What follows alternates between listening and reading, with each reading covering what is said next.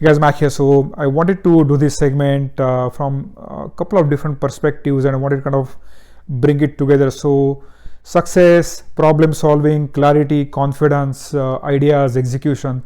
How do you really bring it together, right? And as they say, success is built on inconveniences. We have also heard that ideas are useless unless and until you put it to the execution, right? We are all creative people. At any given point in time, we have a lot of ideas germinating in our mind, but many a times we tend to miss the boat even though we have good intent, right? So I wanted to come up with some kind of framework, mini framework, that will allow you to channelize your thoughts in the right direction. So I have written a couple of terms here: success, problem solving, execution, clarity, confidence, prioritization, right? And as I started talking about, at any given point in time, we have multiple ideas at our disposal, right? And we tend to get captivated by FOMO, right? Fear of shiny objects, or fear of missing out on that action, right? So I'm going to help you direct your thoughts, channelize your thoughts in the right direction. So if you take a look at top earners, elite leaders, successful people, you will find that they're good at two things: number one, problem solving, and number two, execution. And the reason they are able to solve the problems is because they have clarity, and from the clarity it gives them the confidence, and then confidence gives them the ability to execute. So today's focus is more or less on problem solving and clarity, how to develop that clarity, and how to come out ahead as the winner when you are grappling with many ideas. So I have created one mini framework I wanted to talk to you about, right? So this is a simple exercise, but it will help you tremendously. So let's say if you have like 5 or 6 ideas that are germinating in your mind, but you are not able to put the pedal to the metal, right? Here is a simple framework that I have come up with. Write all your ideas down: idea 1, idea 2, idea 3. So I have taken a couple of examples. So one of your idea could be starting a podcasting show. The other idea could be you want to write a book, right? You have a lot of expertise, subject matter, know-how, the domain knowledge, and you want to put it to the use. So you may want to write a book, right? Or the third one is starting your own TV show, creating videos, right? As simple as that, right? So what you need to do, right? I have like 2 or 3 key elements. Take a piece of notepad and then start writing why do you want to do that idea? Why do you want to create that podcasting show? Why do you want to write a book? Why do you want to create videos, right? So in case of podcasting, we know that that's happening. The quote unquote voice is considered as the future of where the entire industry is going towards, right? So yeah, so there is definitely a why behind that, right? Book writing, we know that book writing gives you yet another immense massive platform to leverage your expertise, and your book is considered as your new business card, right? So yes, we know there is a lot of potential behind why to write a book. Starting your TV show or creating videos on a consistent basis, right? Why do you want to do that, right? Because we know videos allow you to create that connection, chemistry, and then people also who are watching your videos, right, they get to know in action, and then that allows you and them to create some kind of humanizing bond in between, right? So yeah, there's definitely all good whys, right? And the why and rewards go hand in hand. So in case of podcasting, the rewards are you are already positioning yourself for the future, right, where exactly the industry is going, right? So reward is there for the podcasting. It also allows you to tap into other people's platform by going into other people's podcast shows, channels. When you become the guest, right, it allows you to tap into their network, their platform. It allows you to generate relationships. Book writing reward is huge, right? Amazon has completely democratized the book publishing industry, and you don't need access to the gatekeepers anymore. So the reward is huge, right? As soon as you write a book, you are considered as an quote unquote expert instantly, right? So reward is there for podcasting, book writing, video creation. Reward is huge, right? Because then that becomes your asset, that becomes your intellectual capital in many ways, that you can leverage in a variety of different ways in terms of content repurposing, where you can convert the video to the blogs, you can convert video to bite-sized videos, you can convert video to your podcast. So reward is there, right? You also need to start thinking about risks in terms of the time. Do you have the energy? Do you have the resources, right?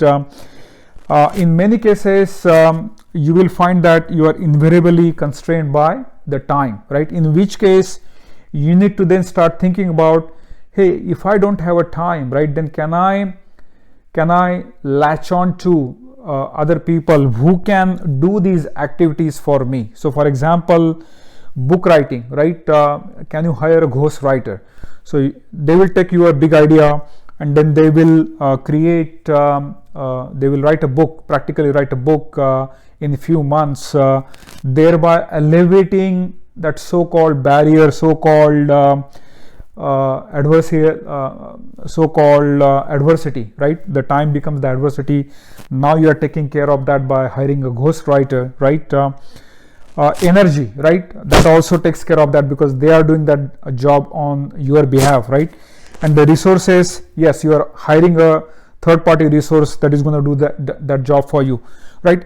In case of podcasting, right, you may not be able to hire to do your own podcasting show. That means you need to put your own time and energy to conduct that podcasting show if you want to interview some guest or whatnot, right? But then a lot of other activities, right?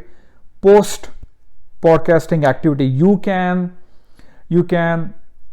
simply outsource that in terms of creating the transcript, uploading to your website, uploading to your social media, right? So you see where I'm going with this, right? You may have like a lot of great ideas, right? But then you need to take away all the noise behind that, if you know what I mean, right? Same with the video creation, right? Yes, video is considered as yet another great leveraging point. It allows you to repurpose the content in variety of different ways, right? So time, you need to find a time in this case, right? Because that becomes your gateway to do so many other things, and then you can repurpose, you can remanifest yourself in variety of different ways. So then in this case you need to find yourself time to create videos, right? If you know what I mean, right? You cannot simply outsource that activity to, hey, do some videos for me, right? There is another angle to that, which is basically if you want to create like a publicity showcasing video or sizzle reel, like that thing you can simply outsource. But then there are certain core activities when it comes to your videos, right? You will have to do it yourself. So the idea here is that whatever ideas that you may have, right, jot it down, take a piece of paper, and then start creating clarity. So this is what I call my clarity advantage, and then that is how you can then start completing this matrix. In my case, right, I have not started podcasting in many ways.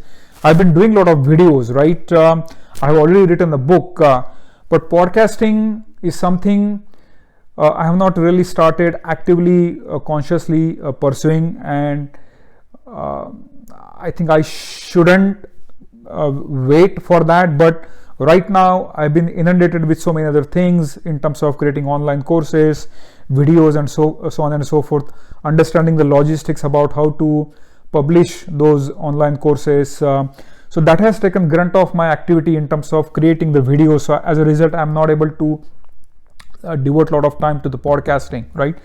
But the idea here is that create this clarity matrix, right? And then what you need to do, right? You need to come up with what I call prioritization. So if you have 10 different ideas, right, come up with the clarity matrix, prioritize those in terms of what is going to give you the most bang for the buck, right? In my case, I focused on video creation, online courses. I have put podcasting on the back burner, right? That doesn't mean that I cannot do the podcasting, right? You are just deferring that at a later time. And then that is how I was able to prioritize where to give weightage, right? Because right now everything is moving virtual. COVID-19 happened, coronavirus, right? The attention has shifted to virtual, online, and that is where I decided to put my eggs in that basket, right? But that doesn't mean I cannot do podcasting, right? So the idea here is that, in a nutshell, right, when you are inundated with so many creative ideas, right, don't get distracted. Don't start hopping in from one idea to the next idea. Do some things and then do here and do there, right? Don't do that. Come up with a clarity of vision, matrix in terms of what is that you are trying to achieve, where exactly you are going to get best bang for the buck. Why do you want to do that? Are there any risks in terms of the time, energy, resources? And then once you have that, create prioritization, and then come up with top 1 to 2 or maybe 3 ideas, depending on how many number of ideas that you have.